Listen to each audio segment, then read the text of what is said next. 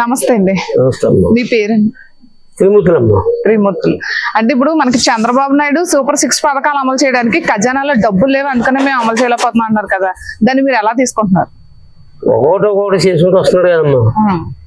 ఇప్పుడు పెన్షన్ ఉన్నారు, గత ప్రభుత్వం 1000 రూపాయలు పెంచుతానని 4 సంవత్సరాలకి 250 చెప్పని 5 సంవత్సరాలకి గ్యాప్ అయిపోయి సంవత్సరాలు 250 రూపాయలు పెంచాడు. మరి ఇప్పుడు ఈ చంద్రబాబు నాయుడు ఏం చెప్పాడు? క్రితం 3 నెలల క్రితం ఇచ్చిన అభయం అది 3 ఈ 4 ఇస్తాడు కదా, 7000 రూపాయలు ఫస్ట్ నెలలు ఇచ్చాడు. ఇంకా అక్కడ నుంచి కొంతమంది 4000 రూపాయలు ఇస్తున్నారు. అంటే ఒక్కో పథకం అమలు చేస్తారు. డబ్బులు లేవు కదమ్మా.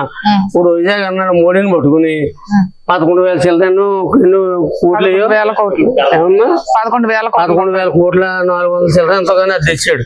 అమరావతికి ఎన్ని 1000 కోట్లు 11,000 ఇది తెచ్చాడు. అమరావతికి ఏమో అమరావతి తెచ్చాడు.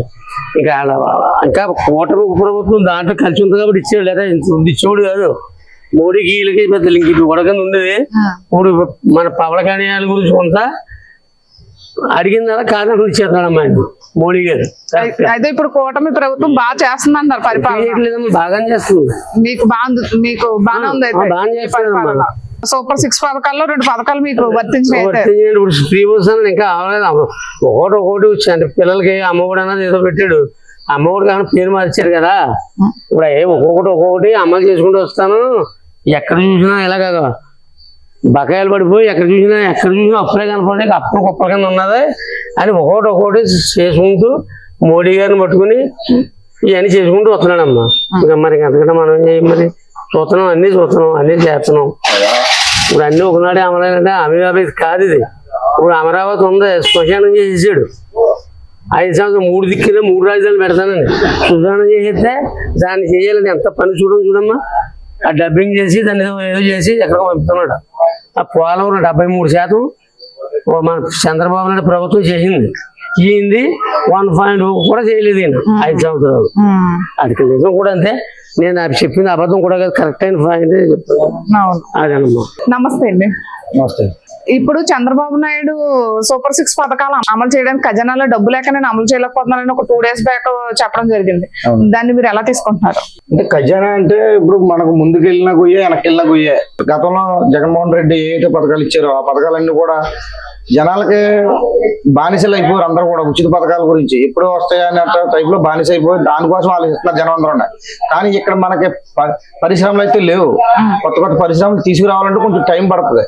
ఇవన్నీ సర్దుకునేటప్పటికి మనకి లోతు బడ్జెట్లు అనే దాంట్లో మనం ఉన్నప్పుడు వచ్చే బడ్జెట్ ని మనం నిల్వ చేసుకుని పరిశ్రమలు కొత్త పరిశ్రమలు వచ్చే విధంగా మనం ప్రయత్నం చేస్తే కనుక రాబోయే రోజుల్లో ఇంకా ఈ 5 సంవత్సరాల లోపల అయితే మనం ఖచ్చితంగా ఆంధ్రప్రదేశ్ ని స్వర్ణాంధ్రప్రదేశ్ గా తీర్చిదిద్దే నాయకులు మన ఎన్డీఏ కూటమి నాయకులు. గడిచిన 5 సంవత్సరాల్లో కూడా నేను ప్రతి పథకం అమలు చేసాము, ఖజానాలో డబ్బు లేకపోయినా మేము అమలు చేసుకుంటూ వచ్చామని వైసీపీ వాళ్ళు చెప్పుకుంటున్నారు కదా. ఖజానాలో ఆ పథకాలు అమలు చేసినందుకే ఈ రోజు రాష్ట్రం అంధకారంలో దిగజారిపోయింది. ఎక్కడున్నామో ఏంటో కూడా మనకే తెలియని పరిస్థితుల్లో మనం ఉన్నాం. అప్పుడే పుట్టిన చంటి బిడ్డ కూడా 5 లక్షల రూపాయల అప్పు ఈ రోజునాడు ప్రతి మానవుడు కూడా ఉంది. ఈ అప్పులు తీర్చుకుంటూ వెళ్తే మనకి మిగిలేదు చివరి కొత్తలకు ఏమీ లేదండి. ఇవి కూడా మనం కూడా ఆలోచించుకోవాలండి. ఎందుకంటే అనుభవం ఉన్న వ్యక్తి చంద్రబాబు నాయుడు గారు. జగన్మోహన్ రెడ్డి గారు ఏం చేశారంటే ఈ పథకాలన్నీ లేనిపోని పథకాలన్నీ పెట్టి జనం అడిగారండి. అమ్మ ఒడి ఏమని అడిగారా, లేకపోతే ఆటో వాళ్ళు డబ్బులు ఏమని అడిగారా? ఏమడిగారండి? ఏం అడగలేదు. స్వచ్ఛమైన పరిపాలన ఏమని అడిగారండి. మానవుడు కోరుకునేదల్లా విద్య వైద్యం ఈ 2 ఇస్తే చాలండి. మరి ఎలక్షన్ టైంలో ఖజానాలో డబ్బు ఉందే లేదు ఇవేం చెప్పలేదు. సూపర్ 6 పథకాలు మీకు అమలు చేస్తామని చెప్పుకొచ్చారు కదా చంద్రబాబు నాయుడు. సూపర్ 6 పథకం అమలు అయితే అవుతుందండి. టైం పడుతుందండి, మనకు కంగారు పడిపోకూడదండి. ఒకటి చేసుకుంటూ వస్తున్నారు. మొన్న గ్యాస్ బండ్లు ఇచ్చారండి, అది సూపర్ 6 లేదు కదండి. పెన్షన్ వచ్చి రాగానే 7 నెలల పెన్షన్ ఆగిపోతే ఒకేసారి ఇచ్చారండి. ఎవరో ఏ గవర్నమెంట్ ఇస్తుందండి? అధికారంలోకి రాకుండానే చంద్రబాబు నాయుడు గారు ఈ పెన్షన్ అయితే ఇవ్వడం జరిగిందండి. అది 4,000 రూపాయల పెన్షన్ అయితే 7,000 రూపాయలు గెలవకుండానే ఫామ్ చేయకుండానే అతను ఎప్పుడైతే వాగ్దానం చేశాడో అప్పటి నుంచి కూడా ఈ పెన్షన్ అయితే ఇవ్వడం జరిగిందండి. జగన్మోహన్ రెడ్డి గారు చెప్పారండి. ఏం చెప్పారు? 3,000 రూపాయల పెన్షన్ గెలవగానే 3,000 రూపాయల పెన్షన్ అని చెప్పారండి. ఆయన ఏం చేశారు?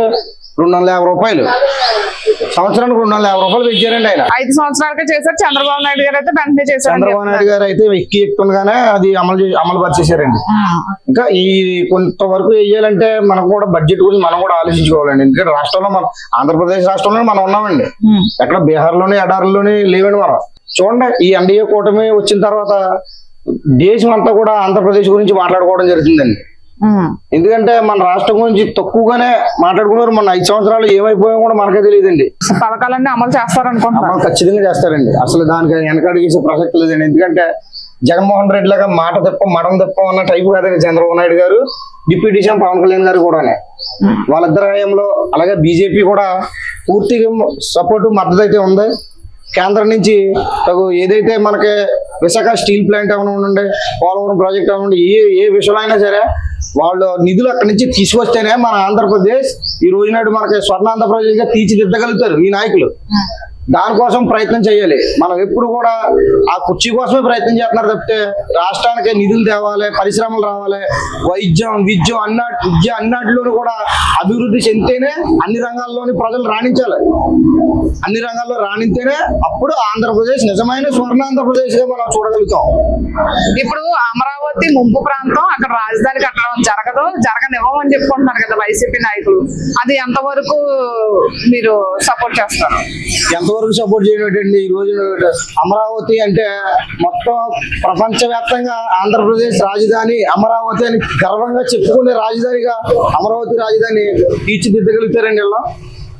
వీళ్ళ సొంత ప్రయోజనాల కోసం అక్కడ రాజధాని ఇక్కడ రాజధాని ఎన్ని సుప్రీంకోర్టు అవన్నీ విడిగా చేసేసారండి. అవన్నీ కూడా అమరావతి రాజధాని అయితేనే మన ఆంధ్రప్రదేశ్ కి దిక్సూచండి అది.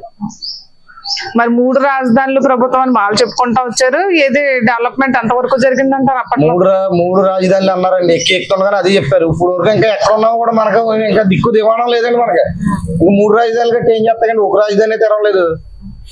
ఇచ్చిన అమరావతి రాజధానినే మనం అలంకరించుకుని అందంగా రాష్ట్రానికి రాష్ట్రం అంతా సుభిక్షంగా ఉండాలని మనం కోరుకోవాలండి. దానికి అయితే అమరావతి రాజధాని కరెక్ట్ అండి. నమస్తే అండి. ఏం పేరండి మీ పేరు? నా పేరు వెంకటబాబు. ఏం చేస్తుంటారండి? వ్యవసాయం చేస్తుంటారు. ఇప్పుడు చంద్రబాబు నాయుడు సూపర్ 6 పథకాలు అమలు చేస్తామని ఎలక్షన్ కోడ్ లో రిలీజ్ చేశారు కదండి. ఆ పథకాలన్నీ మీకు అందుతున్నాయా?